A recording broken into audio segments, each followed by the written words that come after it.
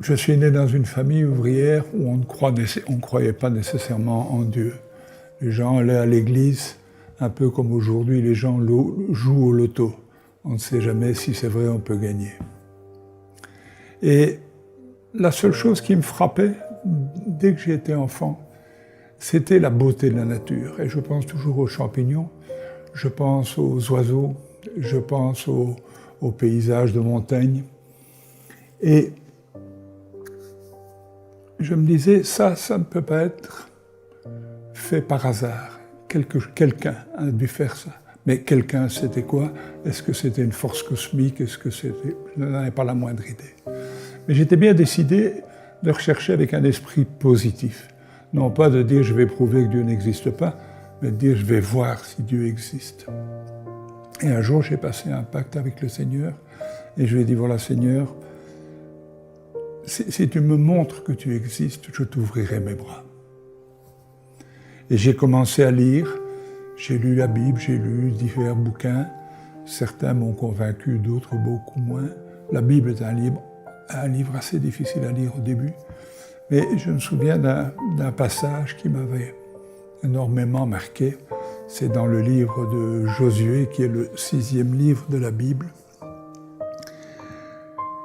Et au moment de passer le Jourdain, Josué va dire à Caleb, « Je ne te donnerai pas Canaan tant que nous ne l'avons pas conquis. » Et puis la bataille se déroule et on arrive à la bataille de Gabaon.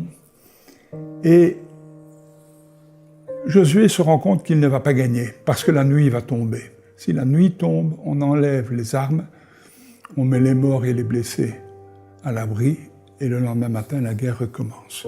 Si bien que Josué va prier et demander à la lune et au soleil d'arrêter leur course. Et la Bible dit pour la première fois, et la seule fois, dans l'histoire du monde, Dieu va accéder au désir d'un homme d'arrêter le temps. Et il arrêta le temps pendant presque tout un jour. Si vous allez voir un peu plus loin, dans le 2e livre des rois, le roi Ézéchias, qui sait qu'il va mourir, demande à Dieu de lui accorder un petit rabais. Et le Seigneur lui dit, « Ok, je te donne 15 ans en plus. » Et puis il le regarde et lui dit, « Mais tu ne crois pas que je sois Dieu? Que veux-tu que je fasse? Veux-tu que j'avance le temps de 40 degrés ou que je le recule de 40 degrés? De 10 degrés, pardon. 10 degrés, c'est 40 minutes. Et Ézéchias va dire, non, l'avancée c'est trop facile, recule-le.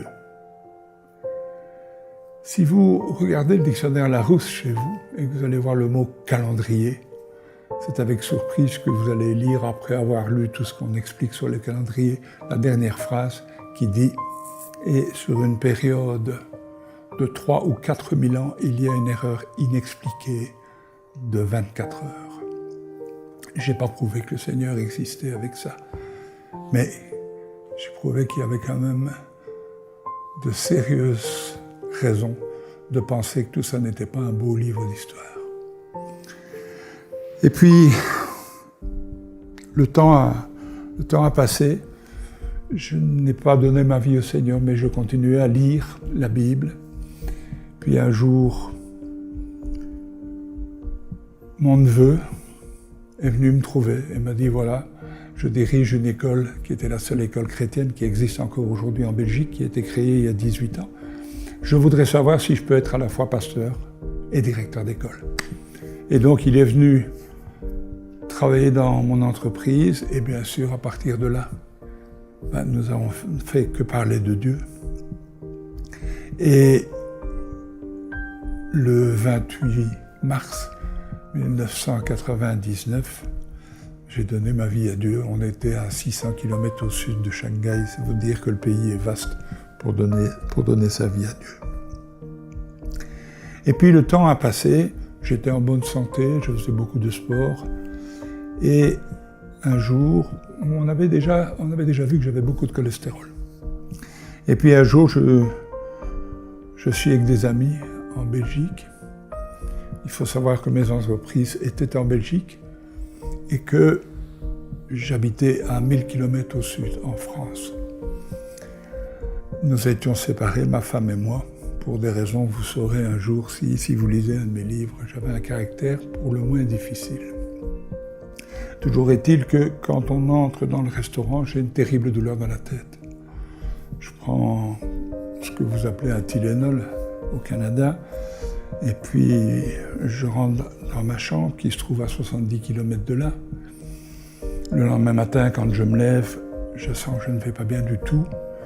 Je me dépêche de prendre ma douche, je me dépêche de faire ma valise, je cherche la voiture, je vais manger un petit bout, je vais dire au revoir à Marianne, qui est la patronne de l'hôtel où je dors, et au moment où j'entre dans la cuisine, j'ai l'impression qu'on vient de me planter une hache dans la tête.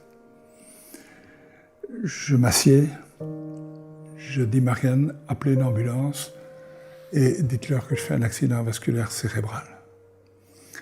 Quand l'ambulance arrivera, je serai déjà dans le coma, aveugle et tétraplégique. On va m'embarquer à un hôpital qui se trouve à 20 km de là, à Chimay. Les médecins, après 2 heures, diront « Nous ne pouvons rien faire ». Ils envoient les examens par Internet dans un autre hôpital à Charleroi. Et à Charleroi, sur les 9 neurochirurgiens, il y en a 7 qui disent « c'est fini ». Et il y en a 2, dont une femme qui dit « minute, on va voir ». Et quand j'arrive, elle se fâche sur les ambulanciers en disant « vous ne voyez pas qu'il est en train d'étouffer ». Et on me fait une trachéotomie sur le parking. De là, je suis embarqué en salle d'opération où on va me faire une trépanation, c'est-à-dire ouvrir le crâne en soulevant un morceau d'os pour avoir accès au cerveau, et on va m'enlever 1,5 litre de sang. Ensuite, on va encore 2 fois me trépaner dans les 11 jours qui vont suivre. Et déjà, à ce moment-là, les médecins viennent trouver mon frère et disent « Écoutez, ne revenez pas, on vous appellera. On vous appellera. » Après 46 jours, ils l'appellent effectivement et ils lui disent « Voilà, on ne vous a pas dit toute la vérité. Mais on voudrait demander l'autorisation, vous demandez l'autorisation de débrancher les machines. Parce que votre frère est mort. Il y a plusieurs semaines, il est tombé en mort cérébrale, si bien que le cerveau n'est plus alimenté, l'électroencéphalogramme est plat, et que s'il devait sortir, ce qui est impossible, mais s'il devait sortir, ce serait un légume. Et mon frère dit non. Il n'en est pas question, mon frère est chrétien et on ne le débranche pas. Et ma cousine, qui se trouve dans la chambre, demande si elle peut appeler ma femme. J'ai fait une petite remarque tout à l'heure pour dire que ma femme et moi étions séparés. Et Christine lui explique ce qui se passe. Elle prend le téléphone et elle me dit « Tu m'as toujours promis qu'on vieillirait ensemble. Tu m'as promis que tu ne me quitterais jamais. Tu m'as promis que tu serais toujours là pour me soutenir, pour me protéger. Et maintenant, tu veux partir. Il faut que tu reviennes, Guy. » Et à ce moment-là, les médecins constatent les larmes qui coulent de mes yeux et décident immédiatement de ne pas me débrancher. 5 jours plus tard, c'est-à-dire après 51 jours de coma, je sors du coma en 2 phases. La première phase, je n'ouvre pas les yeux, je prends conscience que je suis vivant. Je ne sais pas expliquer, je suis incroyablement heureux. Et à ma droite, je ressens une présence et je n'ai pas le moindre doute. Je ne sais pas que j'ai fait un coma, mais je sais qu'à ma droite, il y a le Christ. Et il me dit, « Tu crois me connaître, tu crois que je suis amour. C'est bien, mais je vais t'apprendre maintenant que je suis aussi douceur. » Et à ce moment-là, j'ouvre les yeux, il y a un médecin avec un masque sur le dos, sur la bouche, et je lui dis, « Docteur, vous pouvez enlever votre masque, je vous ai reconnu. » Et puis voilà, tout va bien. Pendant quelques jours, j'ai perdu 48 kilos quand même. J'ai un œil qui souffre de diplopie, mais je devrais pouvoir me remettre. Seul problème, on découvre que j'ai des cavernomes au cerveau. Alors je ne vais pas entrer dans un cours de médecine, des cavernomes, ce sont des tumeurs. Alors quand on a une tumeur, l'enlever c'est dangereux, c'est au cerveau. Le problème c'est que j'en avais 43. Donc quand mon fils m'annonce ça, je lui dis mais qu'on enlève. Il me dit papa, tu n'as pas compris, je viens t'annoncer que tu allais mourir. Je dis non, non. Tu vois ce Dieu auquel tu ne crois pas. Il ne m'a pas laissé sortir d'un AVC pour me laisser mourir de 43 stupides tumeurs. Je suis transféré à Saint-Luc. Le docteur Guérit vient et il me dit « Est-ce que je peux vous refaire une résonance magnétique, monsieur? Je vous en prie. » Il revient le lendemain avec une dizaine de médecins. Ils me disent « Voilà, on a les résultats. » Je dis « Oui, je sais. Vous savez quoi, monsieur? Que j'ai 43 cavernomes et que je vais mourir. Vous n'avez plus rien, monsieur. Votre cas confine au paranormal. » Et vous voyez, s'il est une preuve, quand on la vit, de l'existence de Dieu, s'il est une preuve de l'amour immense, inexplicable de Dieu, c'est de vivre ce genre d'expérience. Le Seigneur après m'a demandé d'aller expliquer ça. Et aujourd'hui, je fais le tour du monde plusieurs fois par an pour aller expliquer ce qui m'est arrivé, pour aller apporter de l'espoir aux gens, parce qu'il y a trop de gens aujourd'hui qui ne croient pas en Dieu.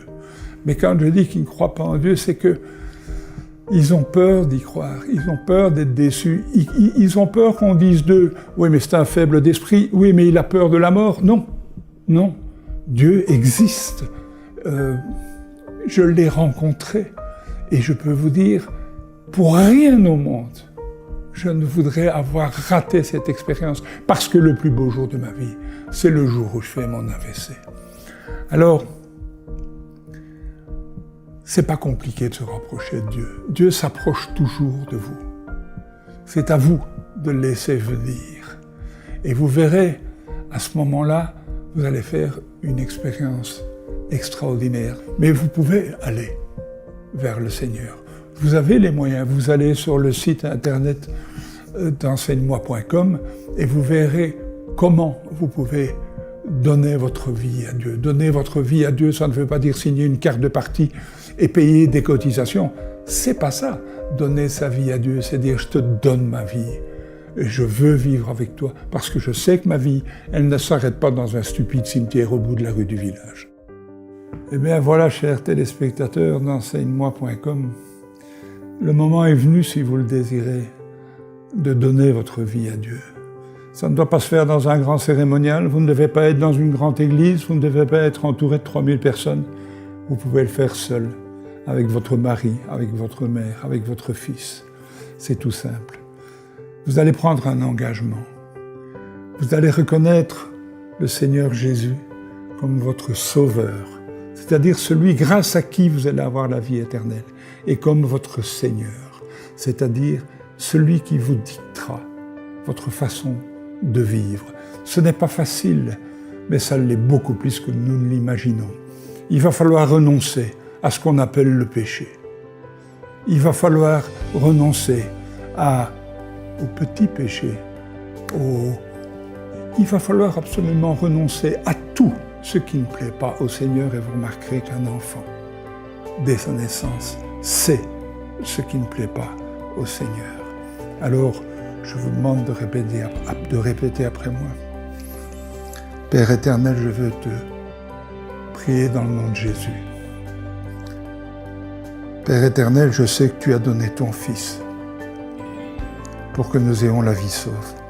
Je sais que dans ma vie, sans en être conscient, j'ai contribué à ce que ton Fils soit crucifié. Mais je sais que grâce à sa crucifixion, à son sacrifice et à son sang, je suis sauvé et j'ai la vie éternelle. Je veux prendre l'engagement, avec ton aide, dans le nom de Jésus, de mener une vie digne de toi. Amen.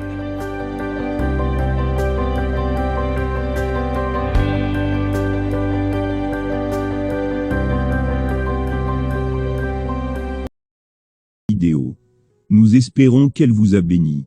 Si vous désirez avoir une relation personnelle avec Dieu, à travers la personne du Seigneur Jésus-Christ, vous pouvez simplement faire la prière suivante, du plus profond de votre cœur.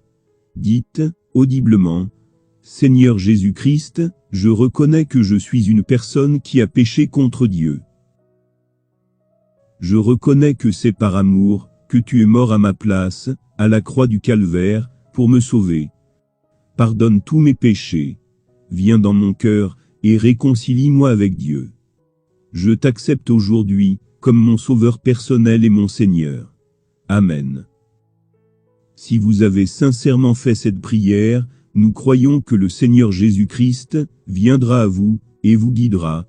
Dieu vous bénisse. Amen.